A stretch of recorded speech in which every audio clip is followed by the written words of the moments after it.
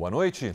Boa noite. Foram encerrados hoje em São Paulo os depoimentos sobre o desaparecimento da líder comunitária Vera Lúcia. O carro dela foi encontrado queimado com um corpo carbonizado dentro. Para os investigadores, Vera Lúcia foi assassinada por alguém próximo ao círculo familiar e profissional dela. 20 pessoas foram ouvidas no inquérito. Os 5 filhos, amigos e os funcionários de confiança da instituição que Vera Lúcia presidia. Segundo os investigadores, houve contradição em alguns depoimentos. A polícia já solicitou a quebra do sigilo bancário da ONG e da líder comunitária, mas já sabe que ela movimentava até R$700 mil por mês em 10 contas. Vera Lúcia da Silva Santos, de 64 anos, desapareceu na última quinta-feira de manhã no Grajaú, extremo sul da capital paulista, perto da ONG.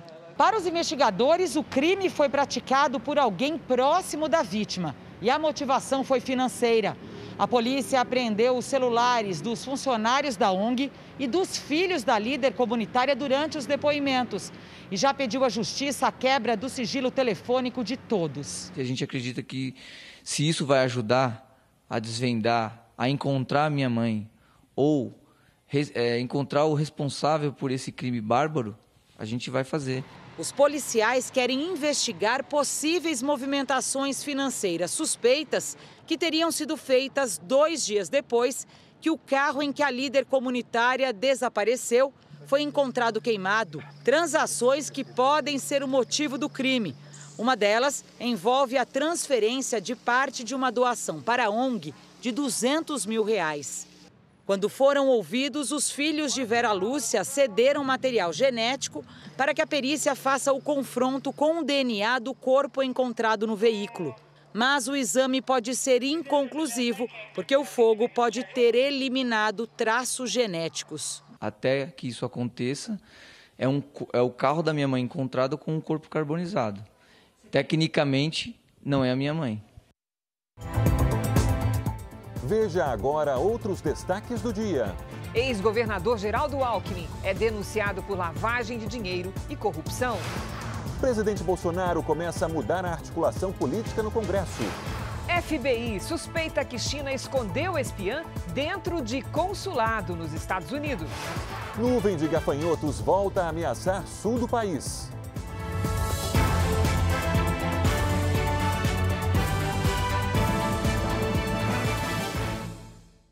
Oferecimento Empréstimo Bradesco. Escolha o melhor para seu futuro hoje.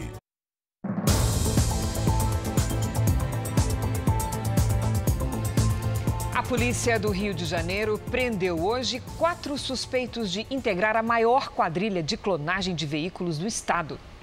As oficinas do crime funcionavam nas comunidades da zona norte do Rio. Os carros roubados eram modificados e preparados para venda. Esse aí que tu quer, tia, aí, ó. Aí a hora que a gente tá trabalhando, ó. Durante 1 ano, a Polícia Civil e o Ministério Público monitoraram a quadrilha especializada em roubar e clonar carros de luxo. Hoje, os agentes cumpriram mandados de busca e apreensão. 4 suspeitos foram presos em flagrante num desmanche. Segundo a polícia, o esquema criminoso chegou a movimentar R$5 milhões em 1 ano. Mais de 100 carros foram roubados por encomenda nesse período. Veículos que foram adulterados e vendidos com preços abaixo do valor de mercado. Você imagina carros de luxo sendo vendidos a 10% do valor e entregues totalmente clonados, inclusive com documentação apta a passar numa blitz, por exemplo. As encomendas eram feitas em um grupo de mensagem de aplicativo. Para não chamar a atenção, os criminosos pediam aos compradores alguns cuidados. A única coisa que você não pode fazer são 2 coisas: tomar multa, nem andar com flagrante, arma, droga dentro do carro. Ligado? O resto, de boa. Além do Rio, os carros clonados também foram vendidos em Santa Catarina, Espírito Santo e Ceará. A quadrilha também vendia armas. 2 chefes da organização tiveram a prisão decretada, mas os mandados não foram cumpridos devido à determinação do Supremo Tribunal Federal, que impede operações em comunidades na pandemia. A STF entendeu que a polícia não pode entrar em comunidades, salvo uma situação excepcional, mas não deixou claro que situação excepcional é essa. Então a gente optou por não cumprir esses mandados judiciais nesse momento. No Rio Grande do Sul, um homem foi linchado depois de um acidente de trânsito. Márcio André Loureiro trabalhava como auxiliar em uma distribuidora de gás de Rio Grande, a 300 quilômetros da capital gaúcha. Ele estava no banco do carona do caminhão da empresa que atropelou uma menina de 7 anos. E nesse momento, um deles foi até um estabelecimento comercial ali para pedir ajuda, chamar a SAMU, essas coisas, enquanto o outro ficou no caminhão. Começou a aglomerar populares na volta, começaram a jogar pedras no caminhão. Aí houve um tumulto. Márcio desceu do caminhão para prestar socorro à menina e acabou sendo agredido por pessoas revoltadas com o acidente. Ele tentou fugir, mas foi perseguido e morto a tiros por um parente da criança, que foi preso em flagrante. A tragédia muito triste que comoveu a cidade, uma barbárie, uma coisa primitiva, sendo que os trabalhadores indo para o BGV entregar os botijões de gás para os seus clientes, o que acontece? Após o crime, o caminhão teve toda a carga saqueada. O motorista que provocou o acidente foi ouvido pela polícia e liberado. Já a criança foi socorrida e está fora de perigo. Para essa socióloga, o que aconteceu demonstra a intolerância da população. Precisamos reforçar os valores de empatia e de solidariedade, porque é isso que vai fazer com que a gente entenda e respeite o outro e a diversidade. O estudante de veterinária Gabriel Ribeiro, suspeito de participar do comércio ilegal de cobras no Distrito Federal, presta depoimento à polícia neste momento. Mais cedo foi ouvida uma veterinária que também pode ter envolvimento com o grupo de estudantes. Fabiana Volkweis esteve na delegacia para esclarecer se ajudava estudantes a reproduzir animais silvestres ilegalmente. Ela foi ouvida por mais de 2 horas e saiu sem dar entrevista. A senhora sabia que eles reproduziam cobra de maneira ilegal? Claro que não. Nesta foto, Fabiana ajuda Pedro Krambeck e outros estudantes a fazer um ultrassom gestacional numa cobra. A serpente da espécie urutu é uma das mais venenosas do Brasil. Hoje, a Justiça Federal confirmou oficialmente o afastamento da coordenadora do CETAS, o Centro de Triagem e Recuperação de Animais Silvestres do IBAMA. Adriana da Silva Mascarenhas é suspeita de presentear amigos e pessoas próximas com animais silvestres de maneira ilegal. É a segunda denúncia contra a servidora em menos de 1 ano. A polícia passou a investigar a servidora depois que o jornalismo da Record TV denunciou que uma das cobras ilegais encontradas num aras estava numa caixa do CETAS. Segundo o documento, Adriana Mascarenhas concedia licenças irregulares para a captura, coleta e transporte de animais silvestres a amigos e parentes. Uma das licenças assinadas pela servidora federal foi encontrada na casa do estudante Gabriel Ribeiro, acusado de tentar atrapalhar as investigações sobre o suposto esquema de tráfico de animais no Distrito Federal. Gabriel foi preso ontem por esconder as serpentes do amigo Pedro Krambeck, picado por uma cobra-naja no início do mês. Pedro permanece em recuperação e só deve prestar depoimento no mês que vem. No Rio de Janeiro, a polícia prendeu um homem suspeito de produzir anabolizantes dentro de casa. Os produtos seriam vendidos em academias de musculação. Hormônio em forma de pasta, substâncias derivadas da testosterona e até remédio para tratamento de piolho. Leonardo Carlos Lima é suspeito de usar esses produtos para preparar anabolizantes. A polícia apreendeu o material na casa dele, onde funcionava uma fábrica clandestina. Os policiais chegaram até Leonardo por meio de uma denúncia anônima, mas ele conseguiu fugir. Foi preso minutos depois, perto de casa, por agentes da Delegacia do Consumidor. Algumas substâncias foram compradas na Deep Web, um território sem lei na internet e difícil de ser rastreado. Leonardo criava perfis falsos para conseguir adquirir os produtos. O falso alquimista morava neste condomínio. De acordo com a polícia, ele misturava as substâncias sem nenhum conhecimento profissional na área.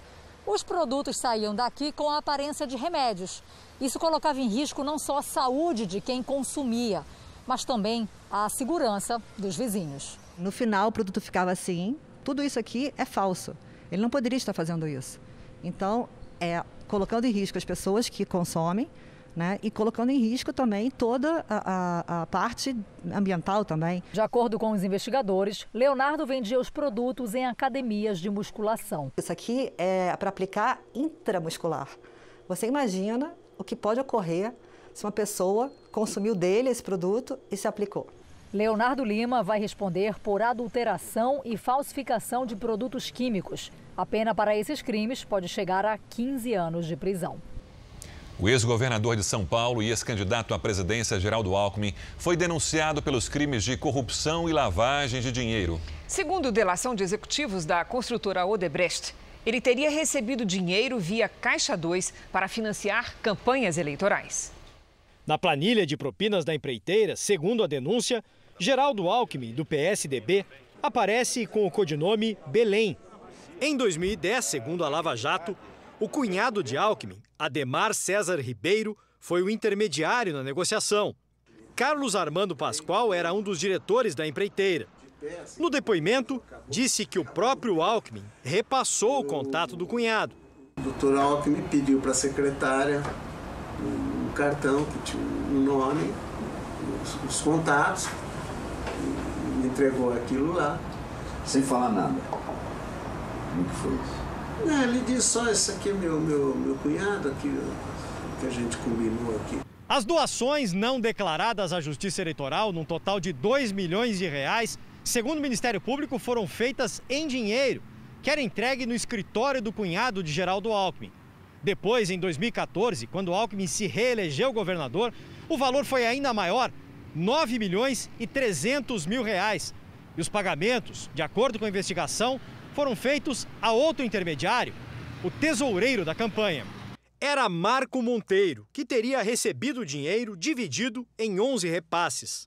Arnaldo Cumplido era o executivo da Odebrecht, supostamente encarregado por outro diretor da empresa de fazer os pagamentos. Entre abril e outubro de 2014, Luiz Bueno me solicitou que programasse pagamentos sobre o codinome IMM e também Salsicha, e que IMM seria Marcos Monteiro, coordenador financeiro da campanha de Geraldo Alckmin.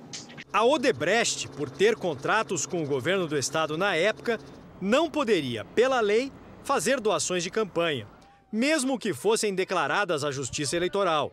Além do ex-governador e do tesoureiro, o Ministério Público denunciou no processo outras 8 pessoas. Em nota, o ex-governador Geraldo Alckmin diz que jamais foi procurado para se manifestar a respeito dos fatos, que as conclusões são infundadas e nunca recebeu valores que não tenham sido devidamente declarados. O PSDB de São Paulo disse que reitera sua confiança no ex-governador e acredita que os fatos serão devidamente esclarecidos. A Odebrecht disse que colabora com a investigação. A Odebrecht disse ainda que mudou sua forma de atuação e a notícia de hoje se refere ao passado. Nós não conseguimos falar com o Ademar César Ribeiro, cunhado de Alckmin. Ele não foi denunciado porque tem mais de 70 anos e os possíveis crimes cometidos por ele já prescreveram. A defesa de Marcos Monteiro disse que não teve acesso à denúncia, mas provará que as acusações são infundadas. O ex-governador do Distrito Federal, Agnello Queiroz, foi alvo de uma operação hoje em Brasília que investiga um suposto esquema de corrupção. Agnello teria recebido quase R$500 mil em propina. Agnello Queiroz estava em casa quando a polícia chegou. O ex-governador do Distrito Federal foi um dos alvos da Operação Alto Escalão, deflagrada pela Polícia Civil e pelo Ministério Público. Os investigadores apuram supostas fraudes na compra de centenas de leitos hospitalares para a rede pública de saúde durante a gestão do petista. De acordo com as investigações, há indícios de que a empresa Ospimetal foi escolhida para fornecer os leitos. Ela teria se comprometido a pagar propina a Agnello e ao então secretário de Saúde, Rafael Barbosa. Para os procuradores, eles receberam indevidamente R$462 mil. Segundo os investigadores, o dinheiro teria sido utilizado para abastecer Caixa 2 de campanha.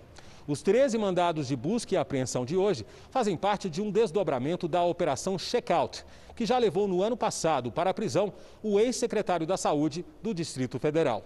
Os novos fatos foram revelados em depoimentos de delação premiada e se juntam a outras 3 fases de apurações já realizadas para combater fraudes na secretaria.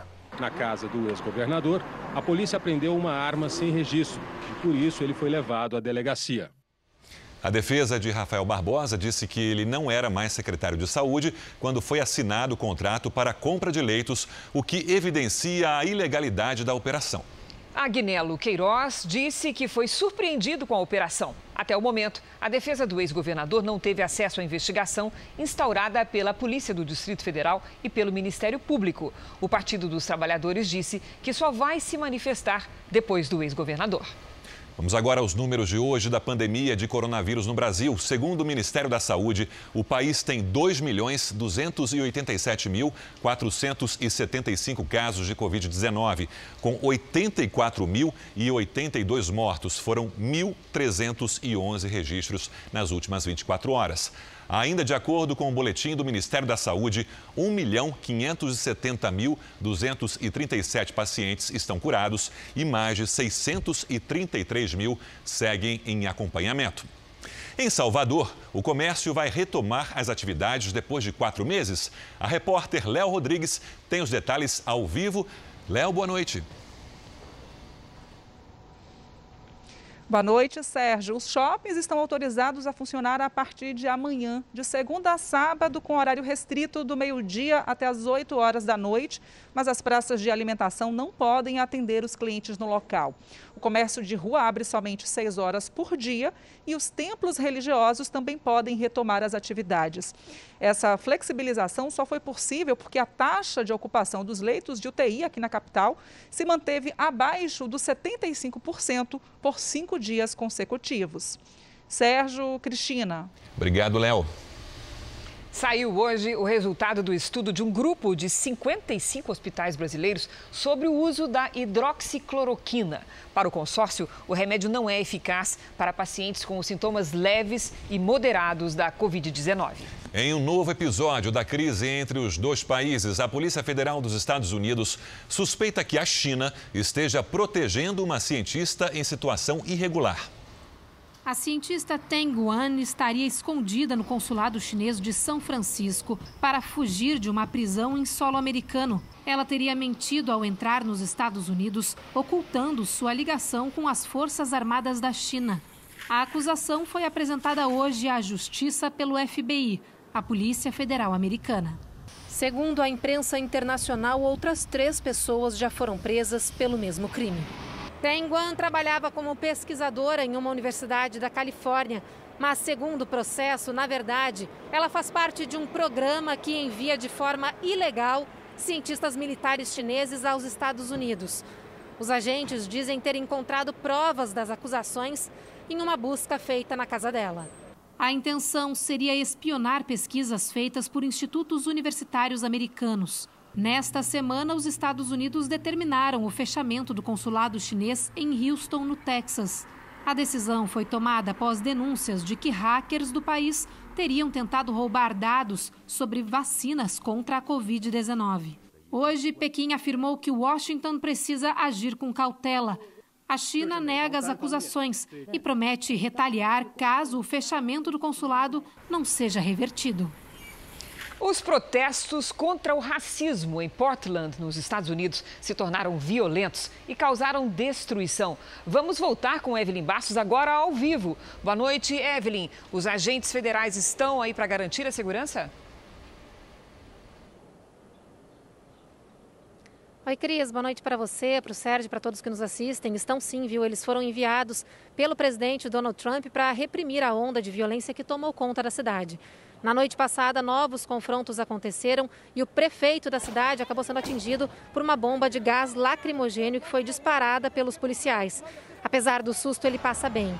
Os agentes federais disseram que os disparos não letais foram feitos porque a população tentou invadir um tribunal da cidade. Segundo autoridades locais, vândalos estão se infiltrando nas manifestações contra o racismo para provocar destruição. Cris. Obrigada, Evelyn. Veja daqui a pouco, taxa de desemprego sobe em junho. E também, nuvem de gafanhotos deixa em alerta autoridades do sul do país. E hoje, às 10h30 da noite, tem a estreia da nova temporada do Repórter Record Investigação com Adriana Araújo.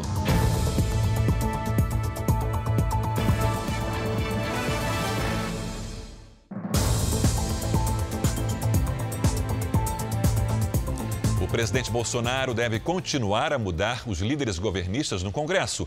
Uma das causas é a votação dos deputados aliados na aprovação do Fundeb. E uma pesquisa de opinião pública divulgada hoje mostra que o presidente apresentou uma recuperação na avaliação positiva em relação às últimas semanas. O presidente passou o dia entre ligações telefônicas e videoconferências. No início da tarde, Bolsonaro fez uma rápida aparição e deu uma volta de moto em frente ao Palácio da Alvorada. No início da noite, participou do descerramento da bandeira nacional. Pesquisa feita pelo Datapoder 360, com 2.500 entrevistados, mostra que o governo tem 46% de desaprovação e 43% de aprovação. 11% não sabem ou não responderam. O levantamento revela que nas últimas 6 semanas, a avaliação positiva cresceu de 41% para 43%. A avaliação negativa recuou de 50% para 46%. Já a avaliação pessoal do presidente, que para 48% era ruim ou péssima há um mês, agora está em 43%. 30% consideram o trabalho de Bolsonaro ótimo ou bom e 23% regular.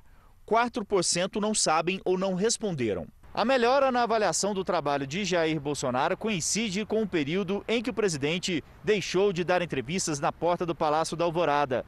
Muitos aliados têm aconselhado Bolsonaro a manter essa postura mais afastada de parte da imprensa. Mas esses interlocutores ainda não sabem qual será a decisão do presidente após a volta à rotina normal de trabalho. Nos bastidores, o governo tem feito mudanças na articulação política no Congresso Nacional. Parlamentares da chamada ala ideológica perderam espaço. A deputada Bia Kicis saiu da vice-liderança do governo. Um dos motivos apontados para a perda de função foi o voto contra o acordo fechado pelo Palácio do Planalto para a aprovação do Fundeb, Fundo Nacional da Educação Básica. Também existem outras movimentações em torno da liderança do governo na Câmara dos Deputados. O atual líder, Major Vitor Hugo, pode ser substituído porque não tem uma boa relação com o ministro responsável pela articulação política, Luiz Eduardo Ramos. Caso ocorra a mudança, o deputado e ex-ministro Ricardo Barros, do Progressistas, é uma opção para o cargo. O ministro do Supremo Tribunal Federal, Alexandre de Moraes, pediu parecer da Procuradoria-Geral da República sobre uma notícia-crime apresentada contra o presidente Jair Bolsonaro e os filhos Flávio e Eduardo. Clébio Cavagnoli é quem tem os detalhes ao vivo de Brasília. Clébio, boa noite. Oi, Sérgio, boa noite a você, a Cristina, a todos. Olha, esse caso envolve justamente as investigações do Facebook sobre contas aí ligadas ao PSL que foram inclusive removidas e também contas ligadas aos gabinetes do senador Flávio Bolsonaro e do deputado Eduardo Bolsonaro. Importante dizer, Sérgio e Cristina, que isso é um procedimento de praxe, portanto, o envio do caso à PGR para que ela opine faz parte do processo. Agora, a PGR vai analisar se há elementos para abrir a investigação. O ministro Moraes já autorizou, inclusive, a Polícia Federal a acessar dados da apuração do próprio Facebook. De Brasília, Clébio Cavagnoli. Obrigado, Clébio. Economia, a taxa de desemprego subiu de 10,7% em maio para 12,4% no mês de junho. As informações são do IBGE. O Brasil tem, neste momento, 83,4 milhões de pessoas empregadas e destas, 11,8 milhões estão afastadas do trabalho por causa da pandemia. No mês passado, 29,4 milhões de domicílios receberam algum auxílio relacionado à pandemia. E isso significa 43% do total de domicílios do país. O ministro Luiz Fux assume a presidência do Supremo Tribunal Federal em setembro. Primeiro judeu a ocupar uma cadeira na mais alta corte do país, ele será também o primeiro presidente do STF com ascendência judaica. O carioca Luiz Fux nasceu em 1953 numa família de exilados. Os avós fugiram da Romênia durante a perseguição nazista na Segunda Guerra Mundial. No Rio de Janeiro, passou a infância na comunidade judaica no Andaraí, onde a avó foi presidente de uma casa de acolhimento a crianças abandonadas, o Lar das Crianças Israelitas. O fato do ministro Fux ser judeu, além da capacidade dele, nos enche muito de orgulho, porque nós judeus somos uma comunidade muito pequena no Brasil. Nós somos menos de 100 mil numa população de mais de 200 milhões de habitantes. Então, nos enche muito de orgulho saber que o presidente do Supremo também é judeu. Formado na Universidade Estadual do Rio de Janeiro, por onde também é doutor em Direito Processual Civil, o desembargador Luiz Fux foi ministro do Superior Tribunal de Justiça entre 2001 e 2011, quando assumiu a cadeira no Supremo Tribunal Federal. Espero que seja a primeira de muitas. Só posso ficar alegre e contente. Isso é bom para os dois, para o Brasil e para Israel. Faz a união ficar maior ainda. O rabino Davi Weitman reforça a importância de ter um membro da comunidade judaica ocupando um cargo tão relevante. Um homem totalmente íntegro, isto é muito importante no cargo que ele ocupa. Grande alegria, um homem que estudou, que conhece bem, isto é uma excelente notícia, ele merece, um homem grande e conhecedor, realmente um grande jurista. A partir de setembro, o Brasil terá judeus nos comandos de 2 poderes, o Legislativo e o Judiciário, com Davi Alcolumbre na presidência do Congresso e Luiz Fux no Supremo Tribunal Federal. Veja a seguir, exclusivo, o que disseram os moradores do prédio onde uma médica caiu do 5º andar. E também, em Minas, touro aparece no centro da cidade e é morto pela polícia. E hoje, às 10h30 da noite, tem a estreia da nova temporada do Repórter Record Investigação com Adriana Araújo.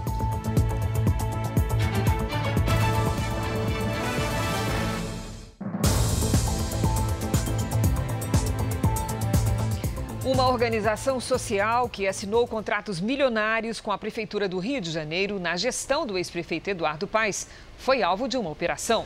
O ex-presidente do IABAS, o Instituto de Atenção Básica e Avançada à Saúde, e a mulher dele foram presos suspeitos de desviar mais de 6 milhões de reais de verbas públicas. No papel, uma organização social ligada à saúde. Mas para o Ministério Público, era uma organização criminosa especializada em desviar dinheiro público e que teria se instalado na Secretaria Municipal de Saúde do Rio, na gestão do ex-prefeito Eduardo Paes. De acordo com a investigação, o IABAS, Instituto de Atenção Básica e Avançada à Saúde, teria desviado mais de 6 milhões de reais em contratos com a Prefeitura. Ex-diretores e empresários ligados ao IABAS foram presos hoje. Entre eles, Luiz Eduardo Cruz e a mulher dele, Simone Amaral da Cruz. A polícia fez buscas na casa deles no Rio de Janeiro e na sede da empresa em São Paulo. O casal foi preso em Campinas, no interior paulista. Segundo os investigadores, Luiz Eduardo Cruz, à frente do IABAS, teria criado um esquema criminoso para fechar contratos públicos de administração de unidades de saúde e depois usava empresas de fachada como prestadores de serviço para desviar as verbas. Fechou o primeiro contrato com a Prefeitura do Rio em 2009. A organização não tinha ainda funcionários e nem mesmo uma sede. Descendência descomunal de contratos com o IABAS, velozes, celebrados de maneira veloz. A musculatura que o IABAS ganhou foi graças aos contratos celebrados com um ente municipal à época de seu mandato. Para o Ministério Público, o mesmo esquema criminoso foi usado para fechar negócios com estados e outros municípios.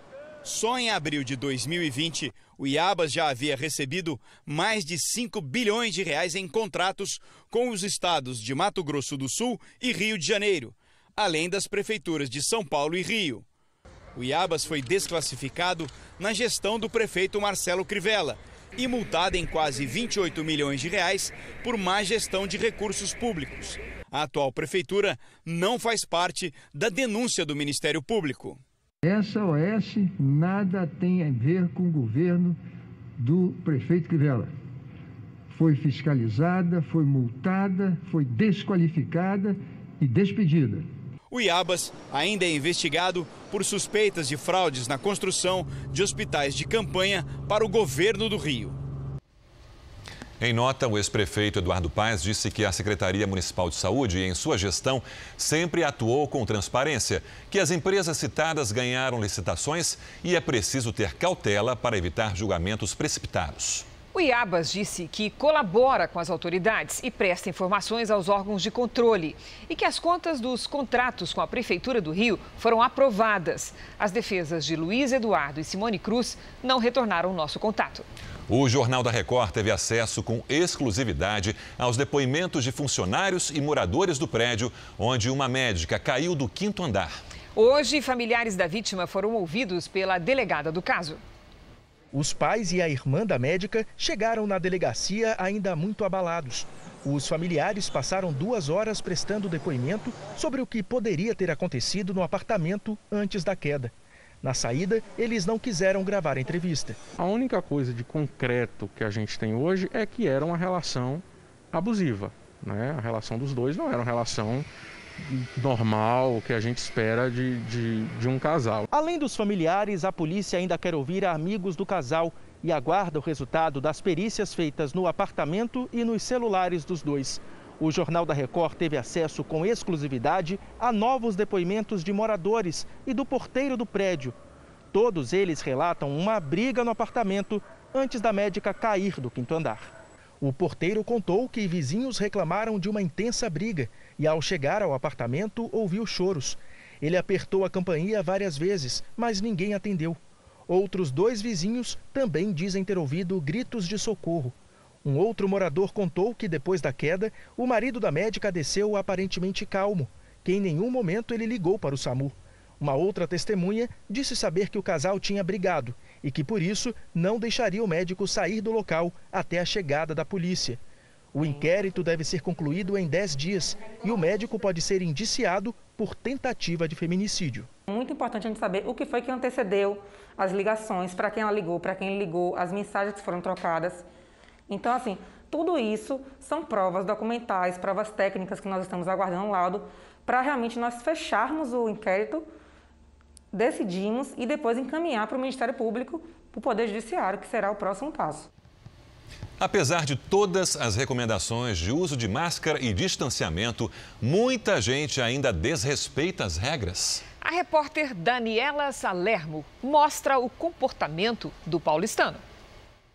Nas feiras livres, sentar para comer no local é proibido, mas sempre há quem dá um jeitinho. No transporte público, janelas abertas e o uso de máscara são básicos, cumpridos pela maioria. E ao entrar no ônibus... Eu passo álcool gel quando eu entro e quando eu saio do transporte. Eu estou me cuidando e cuidando também de quem está ao meu lado, também da minha família, né? Faixas no chão também foram pintadas nos terminais para orientar o distanciamento dos passageiros que aguardam o ônibus. As adaptações em locais que pode haver aglomeração foram feitas e orientações não faltam. Neste terminal de ônibus no centro de São Paulo, o movimento só fica mais tranquilo depois das 9 horas da manhã. Quem faz parte do grupo de risco, por exemplo, é orientado a vir neste momento. Mas, na prática, essa é uma das regras difícil de pegar. Pego ônibus, metrô e tudo. Não tem receio, não? Não, é só não misturar muito. Quais são os cuidados? A distância, né? É o único jeito. Toca a vida. E vamos que vamos. Outro problema, manter a distância nas barracas de artesanato. Não chegar bem perto e não tocar os produtos parece impossível para muita gente. A senhora estava sem máscara e mexendo nas coisas. Não, então não prefiro nem falar. Mas pode fazer assim? Não. Nas ruas de comércio popular, os clientes ignoram o distanciamento. E é fácil de encontrar vendedores usando a máscara do jeito errado. Vem pra loja, tá barato, tá barato. Muito difícil você se comunicar com o cliente e ele entender o que você tá falando com a máscara. Se chega a fiscalização daí... Levanta a máscara e ó, aconteceu nada. Estamos trabalhando, é roupa e tênis, camisetas, cabelo moço. 2 homens que morreram depois de comer marmitas doadas na rua, na Grande São Paulo, foram enterrados hoje. A polícia investiga se a comida estava envenenada e tenta descobrir pistas dos suspeitos. A cena gravada pelo helicóptero da Record TV é comum na maior metrópole do país. Voluntários entregando marmita a quem mora na rua. São 25 mil nesta situação só na capital paulista, segundo o censo de 2019 da Prefeitura. A vulnerabilidade dessas pessoas foi agravada pela pandemia do coronavírus, o que fez aumentar as ações de caridade. As imagens da câmera de segurança de um posto de combustíveis desativado em Itapevi, na Grande São Paulo, mostram o que poderia ter sido apenas mais uma dessas ações. Mas a entrega das marmitas virou caso de polícia. Wagner Gouveia, desempregado, 37 anos. José Araújo Conceição, carroceiro, 61 anos. Eles morreram depois de comer as refeições doadas. Uma adolescente de 17 anos e um menino de 11 estão internados. Flávio é o pai do menino e o namorado da jovem. O doutor agora de manhã falou para mim que o meu filho está com chumbinho no organismo. O estado dele está estável. A adolescente está entubada. A mãe dela conta que quem ofereceu as marmitas foi um dos homens que morreram. Ele ganhou, ele pegou e levou a marmita já quentinha, já falou assim, eu ganhei, aí deu para eles. A polícia instaurou inquérito e solicitou exames necroscópico e toxicológico das vítimas. Testemunhas estão sendo ouvidas e os investigadores analisam imagens de câmeras de segurança da região para esclarecer o que aconteceu na noite de terça para quarta-feira. Nós temos essas 3 linhas de investigação, né? O alimento ter sido contaminado antes de ser entregue, o alimento contaminado depois de ser entregue ou o alimento que eles consumiram estar estragado. Talvez seja mais remota, mas não deixa de ser uma hipótese também a ser analisada. Águida é uma das voluntárias. Ela diz que cozinhou tudo no dia e que entregou 50 marmitas em Itapevi naquela noite. Nós também comemos dessa comida, eu comi, meu esposo comeu, levou para o trabalho e está todo mundo bem. Em Minas Gerais, um touro foi morto pela polícia militar depois de ferir uma pessoa. Mas a forma como o animal foi sacrificado gerou polêmica. O animal chega à cidade assustado. Tinha acabado de fugir de uma fazenda que teria sido invadida por ladrões de gado em Passos, no sul do estado. Alguém joga uma corda na tentativa de imobilizar o animal, que, irritado, avança sobre um homem. Neste outro vídeo, o touro já foi capturado e está amarrado à traseira de um caminhão. De repente, tiros são disparados pela polícia. Na próxima imagem, o touro já está no chão, ferido. Um morador usa uma faca para terminar de sacrificar o animal. Nervoso, o dono do animal não quis gravar a entrevista, mas por telefone contou que autorizou a polícia a matar o touro porque temia pela segurança das pessoas. Ele disse também que ainda telefonou para os bombeiros, prefeitura e clínicas veterinárias, mas todos teriam alegado que não tinham estrutura nem conhecimento para prestar alguma ajuda. O Movimento Mineiro de Proteção aos Animais acionou o Ministério Público e pede para que as polícias civil, militar e ambiental recebam treinamento para lidar com esse tipo de situação. Infelizmente, mesmo contido, a polícia deu pelo menos 3 tiros nele, que a gente viu no vídeo, em um ato muito violento. O homem atacado pelo touro quebrou uma perna e deve passar por cirurgia. E a Polícia Militar disse que os PMs agiram seguindo os protocolos de segurança. A Petrobras reajustou o preço do gás de cozinha nas refinarias. O aumento é de 5% e deve ser repassado aos consumidores. Quem depende do produto para manter os negócios já faz planos para economizar. Depois de 4 meses fechado, o restaurante da Glauce reabriu as portas. Com mudança, o salão só recebe metade da capacidade. Por enquanto, o movimento é metade do que era antes da pandemia. Para piorar, a empresária foi surpreendida com a notícia de que o gás de cozinha, que representa cerca de 10% dos gastos do restaurante, vai ficar mais caro. Por isso, ela já decidiu: a churrasqueira a gás não volta a funcionar tão cedo. A gente não pode fechar, então a gente tem que buscar uma saída. Se já estava economizando, vamos economizar mais ainda. A Petrobras anunciou que o gás de cozinha vai ficar 5% mais caro nas refinarias. É o 4º aumento do ano e vale para todos os consumidores: doméstico, comercial e industrial. O botijão de 13 quilos custa em média R$ 70. Com o aumento, deve chegar ao consumidor entre R$ 1 e R$ 2 mais caro. Mas o impacto não deve ser imediato. Muitos revendedores de gás vai quebrar e não vai sair do mercado por quê? Porque não consegue repassar o aumento e a margem cai para baixo. Nesta lanchonete, o jeito também vai ser refazer as contas. O carro-chefe são as esfirras. Todos os dias são assadas 400. Mas aumentar o preço agora está fora de cogitação. O nosso preço está aí, entendeu? E o povo já acha que o nosso preço está muito alto. Aí se nós for aumentar mais, não tem como, entendeu? Nós vamos aumentar. A Câmara dos Deputados pediu ao ministro Paulo Guedes informações sobre os impostos cobrados das gigantes da internet como Facebook, Google e Amazon. O pedido foi apresentado pelo deputado João Maia.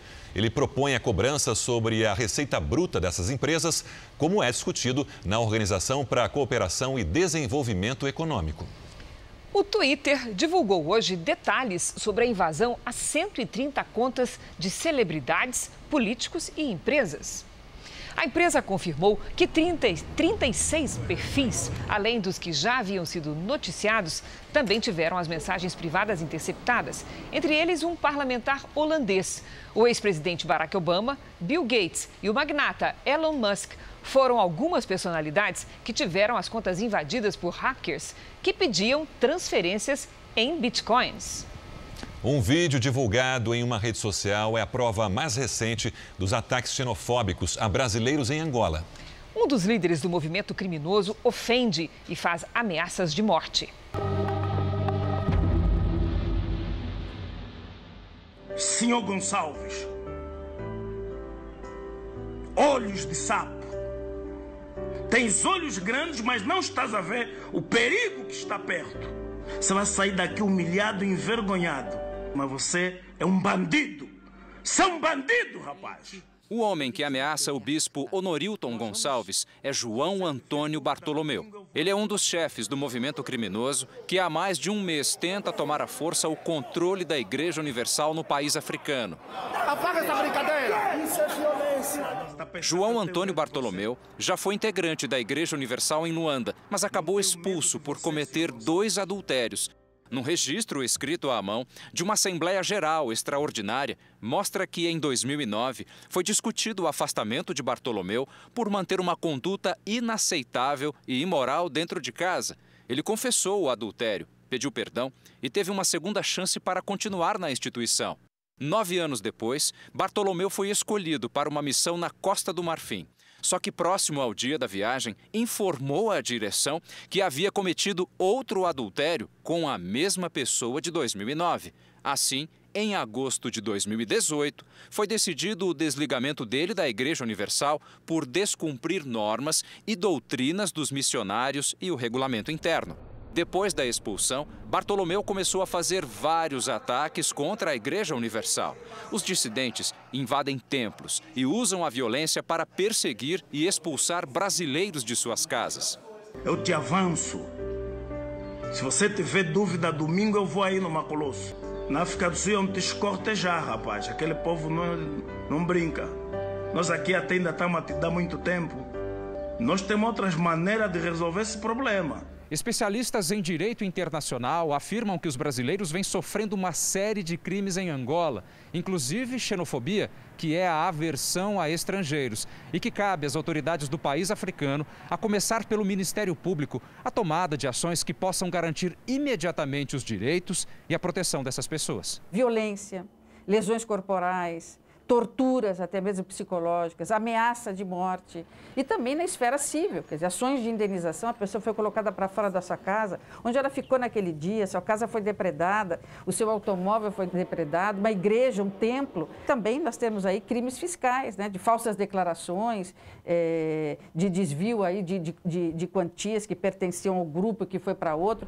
Os ex-integrantes angolanos da instituição também articularam um golpe financeiro.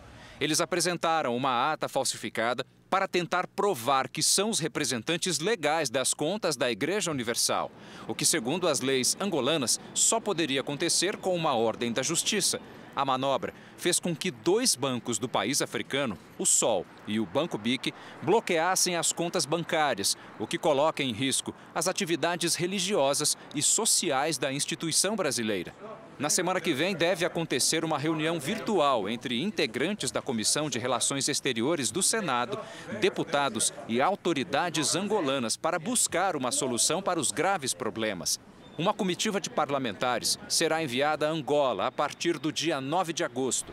Os brasileiros vão pedir apoio às autoridades africanas e demonstrar repúdio e indignação com os últimos episódios.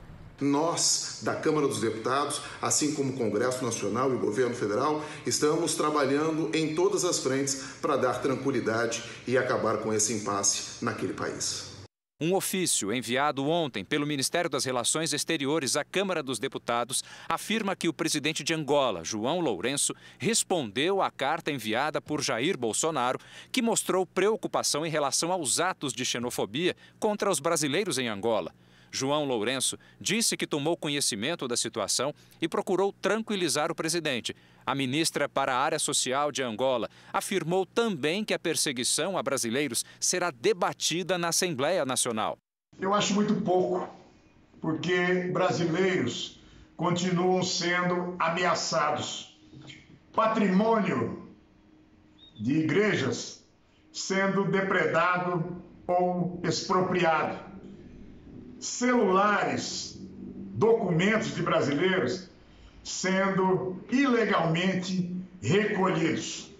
É preciso providências imediatas. Não podemos ficar esperando a Assembleia Nacional, que isso pode acabar em muito mais dor, ferimentos e até em mortes. Este doutor em Direito Internacional pela Universidade de São Paulo repudia as ameaças dos dissidentes angolanos. Dizer que vai utilizar da violência numa situação como essa, mostra que essa pessoa não tem relação alguma com democracia, com direitos humanos, com liberdade religiosa. Nada, não tem relação alguma.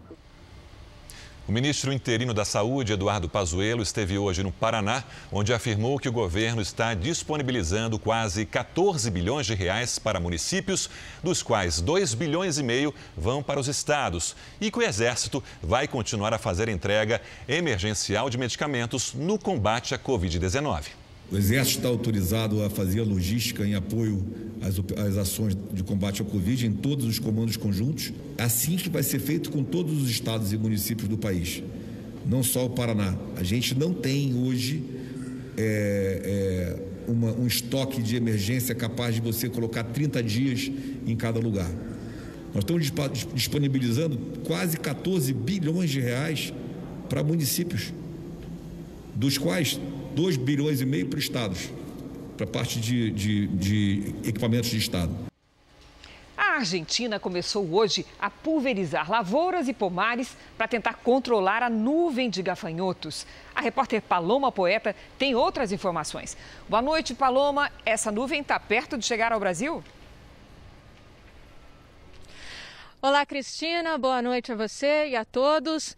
Pode chegar sim, uma mudança na direção dos ventos fez com que a nuvem de gafanhotos ficasse a menos de 100 quilômetros do Brasil, ainda na Argentina. Técnicos argentinos aplicaram inseticidas por via terrestre na cidade de Federação, bem perto do Uruguai. O município gaúcho mais próximo dessa região é Barra do Quaraí. Essa é a mesma nuvem de gafanhotos que se aproximou do Rio Grande do Sul em maio. Para ajudar no possível combate aos gafanhotos, o governo do estado deve divulgar ainda hoje um plano de emergência e o Ministério da Agricultura já liberou uma verba de R$600 mil. Se essa nuvem de gafanhotos avançar por território brasileiro, o prejuízo aos produtores pode passar de R$1 milhão por dia. Cristina. Obrigada, Paloma. Hora de falar do tempo. Previsão mantida para amanhã, Lidiane, ou vem chuva pelo menos para os estados do sul? Vem chuva sim, Cris. Boa noite para você, para quem nos acompanha. Uma frente fria avança nesta sexta-feira pelo Rio Grande do Sul e aí sim pode provocar temporais. Chuva para valer mesmo só no estado gaúcho. Entre Santa Catarina e o Ceará e do Tocantins até o Acre, aí tempo firme e quente. Entre o sul da Bahia e Natal, aquela chuvinha rápida a qualquer hora. E pancadas no Amapá e também em Roraima. Na região central, tempo seco e baixa umidade, que fica ainda pior em Minas, Mato Grosso e no Tocantins. Em Porto Alegre, o calor diminui porque a chuva pode ser forte. Máxima amanhã de 26 graus. Em Cuiabá faz até 34. No Rio de Janeiro, sol com 30 graus. Em Aracaju, chuva, sol com 29. Em Manaus, chuva e sol também, só que com 32. Em São Paulo, a umidade só vai melhorar mesmo no fim de semana. Amanhã, tarde quente com 27 graus. Eu volto amanhã, Cris. Obrigada, Lídia. Até amanhã. Até amanhã. Em Israel, pesquisadores criaram uma técnica simples e de baixo custo para produzir etanol. A ideia é gastar menos com a importação do produto e ainda ajudar o meio ambiente.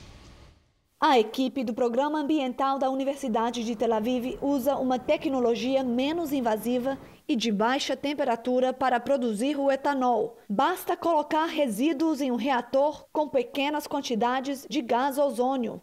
A ideia é economizar recursos e ajudar o meio ambiente.